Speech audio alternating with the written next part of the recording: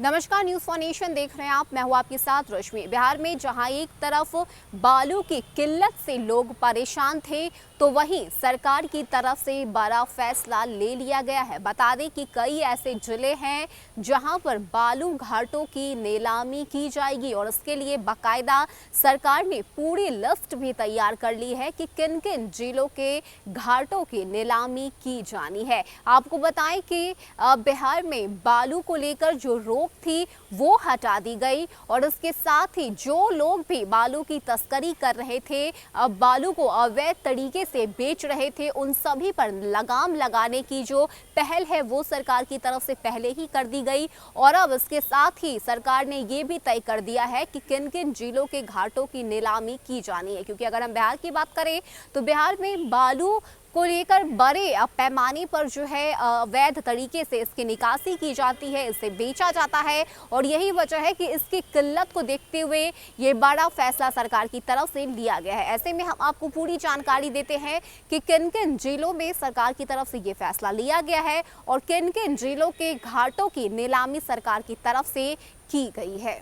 बता दें कि राज्य में 8 जिलों में बालू घाटों के नीलामी की प्रक्रिया पूरी की जा रही है। पटना, भोजपुर, सारण, औरंगाबाद, रोहतास, जमुई, गया और लखीसराय के दर्जनों बालू घाटों की नीलामी पूरी हो गई है। जल्द ही पर्यावरण स्वीकृति वाले शेष घाटों की भी नीलामी की जाएगी। सरकार के इस कदम से बालू की किल्लत झेल रहे निर्माण सेक्टर को बड़ी राहत मिलेगी। सर्वोच्च न्यायालय द्वारा पारित आदेश के आलोक में Bihar state mining corporation limited द्वारा घाटों की नीलामी प्रक्रिया की जा रही है। 27 नवंबर को जमुई जिले के मंधाता, डुमरी, केंदुआ और सोनो, पटना के राजीपुर, कटारी, औरंगाबाद जिले के मझियारा व शेखपुरा सहित कई बालू घाटों की नीलामी पूरी कर ली गई है। सारण के साथ ही साथ अब गया और इसके साथ ही कई ऐसे जिले हैं जहां पर बालू घाटों के लिए ऊंची बोली लगाने वाले संवेदकों का चयन हुआ है। 28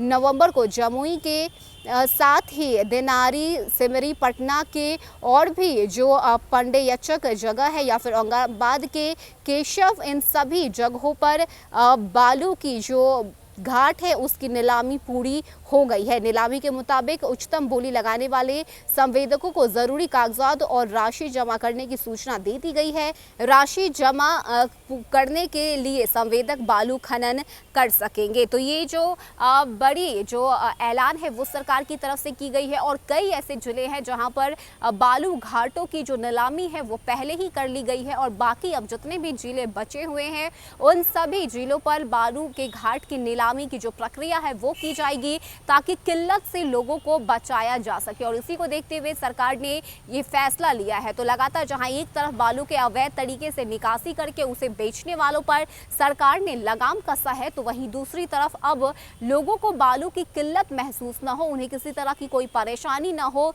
इसको लेकर ये फैसला सरकार की तरफ से लिया गया है, जिसके तहत कई जिले हैं जहां पर बालू घाटों की नीलामी पहले ही कर ली गई है और अब जितने भी जिले बाकी थी, जहां जहां भी बालू के घाट है उन सभी जगह की भी नीलामी करने का जो फैसला है वो सरकार की तरफ से ले लिया गया है। फिलहाल इतना ही। ज्यादा अपडेट के लिए आप बने रहिए न्यूज़ फॉर नेशन के साथ। नमस्कार।